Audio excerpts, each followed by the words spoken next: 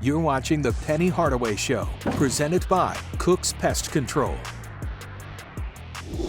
It's the moment Tigers fans have been waiting for 8 years. Memphis is going dancing. Penny Hardaway talks about how his team got here. Plus, we catch up with the AAC Freshman of the Year, Jalen Dunn. That's all coming up tonight on The Penny Hardaway Show.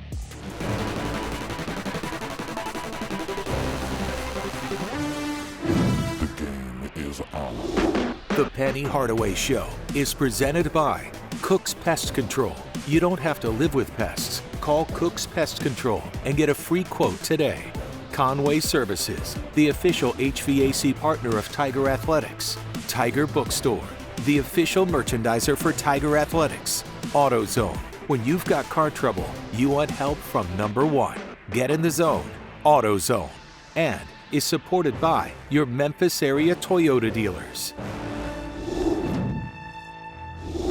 It didn't quite work out the way you wanted, but the Tigers are still going dancing. Hi, everybody. I'm Dave Willows. And I'm Cassie Carlson. Let's take a look back at the highlights on how the Tigers punched their ticket. Coming in off fresh legs, the Tigers take on 6th seed UCF in the quarterfinals of the AAC tournament. First game on the quest to the AAC championship and the NCAA tournament. Freshman of the year Jalen Dunn looks for fresh, catch, spin, and flush at the hoop. Later, Lester Quinones gets the long pass from Tyler Harris, catch and shoot stroke, and strum 3. Dunn then baseline, turns to his favorite off-the-rim move. We're calling it the JDJ. The Tigers start a dunk contest in the first half at Dickies Arena. DeAndre Williams up first, elevation and slam. We'll welcome Josh Minot to the party. An in-game windmill dunk sets Dickies Arena on fire. Second half, it just continues. Dunn again with the ball under the basket, another spin and dunk. He goes off for 21 and 20 and sets the AAC tournament record for most rebounds in a game. UCF brought it within 2 in the second, but Williams gets the steal. He kicks it out to Alo in the corner for the 3. Then Lomax steals the inbounds and sets up Quinones for a straightaway 3. Quinones goes off for a career-high 22. As the Tigers knock off the Knights 85-69 to advance to the semifinals. The Tigers get SMU in the semis. The Mustangs 2-0 against the Tigers this season. Winner gets Houston in the championship game.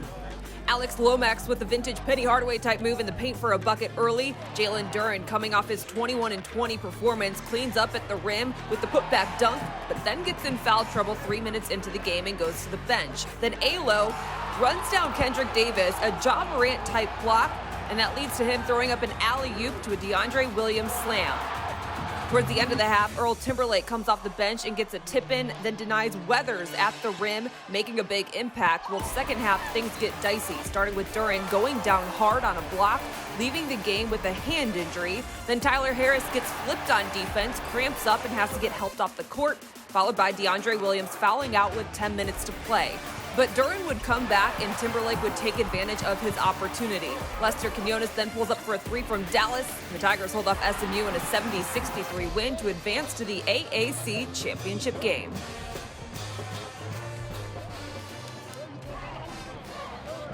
And that's where Memphis meets Houston. The Tigers playing for their first conference tournament championship since 2013. And like most Tiger games start, Jalen Dunn dunking over a player. Coming off a Dunn turnover, he gets back on defense, blocks Taze Moore, hand almost above the backboard. DeAndre Williams gets it and finishes the mini Euro and 1 to head to the line. Williams then hits a fadeaway, but the Tigers struggling to get into an offensive rhythm. Meanwhile, Houston was hitting threes to separate. Dunn snaps a 4-minute scoring drought to end the half, but the Tigers go scoreless from deep in the first. In the second, Earl Timberlake provides another spark with the slam, and Memphis pulls it to within 4, but can't take it against Houston for the third time this season, falling 71-53. This week's outstanding performance goes to Jalen Dunn setting the AAC tournament record for most rebounds, finishing with 37 and combining for 44 points and 6 blocks. The Defensive Player of the Week goes to Alex Lomax. The senior led the team with 7 steals and had the big-time rundown block against SMU, and giving AAC Player of the Year Kendrick Davis fits in the semifinals. Even though the Tigers leave Fort Worth without a championship, the good news is there's more to play for. Memphis wins 12 out of its last 14 to snap an 8-year drought to the NCAA tournament. A 9 seed in the West region to take on 8 seed Boise State in the first round in Portland. Here's Penny Hardaway on how the team got to this point. this is the best basketball that Memphis has seen in a long time because of where we came from. Obviously, the history of the school, we've seen great basketball for years, and then there was a fall off. But now, this 10-game, 11-game streak, we put the energy back into the city that we had before. Let's pinpoint, if you can, where this season turned around. Was it after your frustration at the first SMU game? Was it somewhere along the line where you felt this is the moment this team turned around? I think it was really at Tulsa and then the interview. Both of those different situations definitely helped the cause. We went to Tulsa undermanned. We didn't have everybody. We had a walkthrough the night before, and we just made a pact in a deal that we were gonna do everything that we needed to do with the game plan. We were not gonna get frustrated throughout adversity. We were gonna stay together for the entire 40 minutes and fight through anything that we had to fight through. And obviously we had adversity early because we were down 13.5. We went into halftime, I gave a speech and said we were gonna make some adjustments. We made some adjustments and came out of that game with a win. And it seemed like the boys' confidence just went through the roof. What was it that really you think symbolizes that streak? Well, we went back to our identity, and that was defense. When Rasheed went out with the COVID, I brought Jermaine Johnson back on, who was a coach that coached with me last year. He and I are on the same mental wavelength when it comes to the defense. We just know that that's who we are. That's the Memphis basketball ID. And he came in and joined the group, and Rodney Hamilton and the group and everyone just kind of formed together. But the defense became the subject of every conversation that we had. It wasn't even an offense. So when we changed the defense and started pressing again, started putting pressure on the guards, we started getting the turnovers that we wanted, then it became easier for us to run our offense. What did you learn in those early months from a coaching standpoint on your behalf that you changed throughout the season? Well, I think I learned how to push and how to let go. You know, I was pushing so hard early on, and it was disrupting some of the players because it was so much on them that they were putting on themselves already. And then I learned how to pull back when I needed to, and then the other times I learned when to support. So I kind of had to adjust my coaching style on and off the court. When you look back on this season, obviously there's more work to be done, but the regular season itself, do you think it symbolizes something more for what it means to you and what it means for the city and basketball as a whole? I think so, because of the way it started. You know, we had all of this energy going into that game against Virginia Tech at 5-0, number 9 in the country. Everybody thinking we're gonna have an unbelievable season, and then we go 4 games in a row where we lose, and it seems like the bottom fell out. And then people started questioning us, and to be where it was and then where it is now, playing beautiful basketball, have our identity back and the respect back, then it's been a phenomenal ride. Did you think, seriously, after that SMU game, that you could turn things around, and how much of a sense of pride do you have about the way you turned this team around? Yeah, I did have the confidence that we could turn it around. I knew we had the roster. I knew we had enough guys on the team that were locked in and wanting to change it, and then everyone else followed right behind that. But yeah, for sure, and it comes with the confidence of understanding that it's been done before and it can happen again, and we could do it if we put our minds to it and do it in unison and as one. I was very confident that we could do that. How about accomplished? Do you feel like you've proven yourself? I do feel like I've proven myself when it comes to going through the adversity that we hit and then pushing through.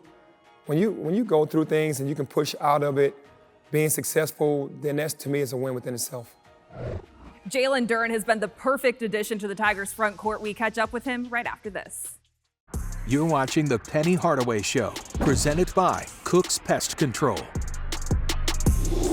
Jalen Dunn is the 3rd straight Tiger to win AAC Freshman of the Year, but that's not the reason he came to Memphis. He came to make a tournament run. Inside Access is presented by Memphis Toyota Dealers. Let's start with the expectations you had coming into the season, reclassifying and playing college ball, to the reality of what the season started as and has turned into. What has it been like for you? It's been up and down, honestly. It's been fun. It's been very educational. Starting off 5-0, I think, then going on a 4-game skid. I mean, it was a learning experience for the whole team, not even just me. But I feel like this season coming in, I mean, I expected the learning experience, so I mean, I feel like it was good. I mean, we went through some adversity, fought through it, and we are where we are now. Talk about those adversity moments, what got you through them? What made you see there was a light at the end of the tunnel, and now you're on this winning 10 out of the last 11 to end the season? It was rough at first, honestly. Just a lot of long days, a lot of hard coaching days. I mean, but team needed it to get back on track. Honestly, I mean, the coaches knew what we were capable of, so we had to just lock in and get back to it. In the country, likely lottery pick. Got it back from Nolly for his second slam. Who would you turn to? What player, what coach in those times to kind of get perspective and keep yourself on the right track? Just Coach Hardaway. Honestly, I feel like he was big for the whole team because his mindset was just like, we're not giving up. We're going to fight for it, and that energy he put that into the team and just had us go out there every day and compete. How do you describe what the last 2 months have been like? It's been fun. It's been fun, very electric. I mean, the city has definitely been alive a lot more since we've been on this win streak. And it's been fun, honestly, for me just to see a lot of joy back into the city. What have you learned about Memphis basketball and what it means to the city? I've seen it means a lot. I mean, that's why I feel like basketball players come play the game for. Those are the type of atmospheres that make college basketball. So, I mean, it was great to see that. Penny says you came here to develop, but you also came here to win a national championship. Now that is a possibility still, what's the feeling? I mean, it's fun. I mean, I feel like it's a great feeling. I feel like we can have one of the best NCAA stories ever. I mean, just how our season started, like you said, and how we went through adversity and kind of got to where we are now. I feel like us making a huge run or even winning the whole thing would definitely be a great story. Penny can't talk about you without talking about how much work you're putting in behind the scenes, after practice, before practice. What does a typical day in your life look like on how you're working on your game? I mean, it's mainly just kind of working on my body and then, like you said, just getting extra work in before and after practices. Practices are already long, but I try to, before, get some light work in, and then after, kind of get my real sweat. And while also going through practice, and then early in the morning, probably come get treatment to work on my body. It's just a consistent grind just to stay healthy during the season.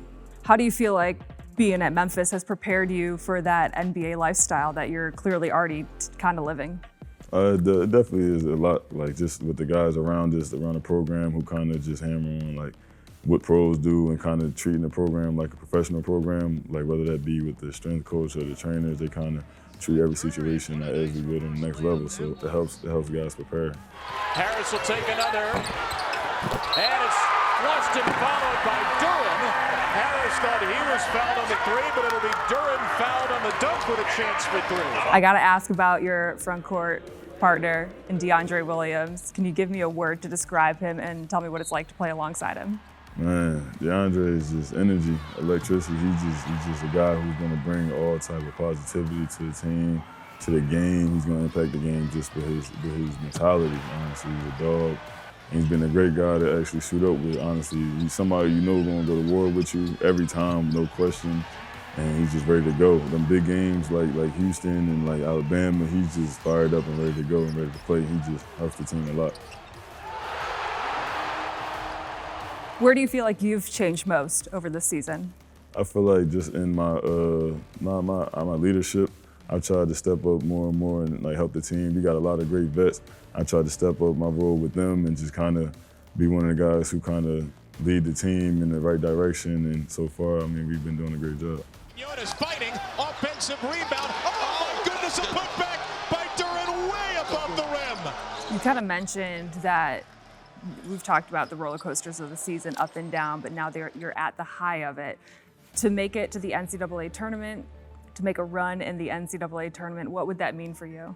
It would mean a lot, honestly. I mean, growing up, that's all everybody watches, the March Madness. I mean, it's great, game-winning shots, everything happens there. So to be a part of that is going to be amazing to film. Inside Access is presented by Memphis Toyota Dealers. We've seen a lot of players, yourself included, that came in with a lot of accolades as a high school to college player. One guy, like you, who lived up to the deal is Jalen Dunn. His growth from day one to now is amazing. Talk about that. Yeah, he came in a mature kid, even though he reclassed up to come to college. He understood what he wanted right away, and that's to be successful and make it to the NBA. And he was going to do whatever it took for him to get there. but also he wanted to win a national championship, so he committed to whatever we needed him to do here. And he never looked back, and it's his growth during the season. It's just the experience of understanding how to play against older guys, that it was much easier for him to post up on the high school level because he was much bigger. It was tougher for him on this level. Being banged up is something that he did to other people. He was being banged up in college this year, so after every game he would come to me and go, man, I didn't know it was gonna be this hard. But he kept learning how to adjust, and now he understands everything that's going on, and man, he's doing a phenomenal job. You like to talk about just how much work he puts in after practice, the extra hours. Can you kind of detail what he's doing on his own time to improve his game? Yeah, what he does is he gets a GA or one of the managers, and they get on the court, and he shoots jump shots for at least an hour, like mid-range, three-pointers. Then he works on his one-on-one moves. He'll get with Coach Brown and work on post moves, and he does that daily. You know, with the GAs, he really wants to get better at stretching his shot out to three-point range because he knows that the NBA has evolved to that, and that there are not going to be a lot of post-ups. He's going to be a pick and pop guy sometimes. So while he's still posting up for us and doing the typical big man things that we want done, he stretches his game in behind the closed doors in the unseen hours and does a phenomenal job of doing that. If you take a look at just the aspect of physical growth, is it footwork? Is it creating space? What's the best thing he's improved upon? Footwork. His footwork has come from just not moving at all and trying to just bully people to going around them, to triple threat, to understanding which pivot to use at the proper time on each block. He's definitely grown a lot. I think have we seen one three-point attempt from Jalen Dunn in a game? No, he keeps saying to me in practice, Coach, we get up 30, I'm gonna shoot a three. I say, you'll have the right to shoot a three if we get up 30. The Tigers have set themselves up for this moment over the last 2 months. What it's like to finally be in the NCAA tournament right after this. You're watching the Penny Hardaway Show, presented by Cook's Pest Control. Let's take a look at the AutoZone road ahead.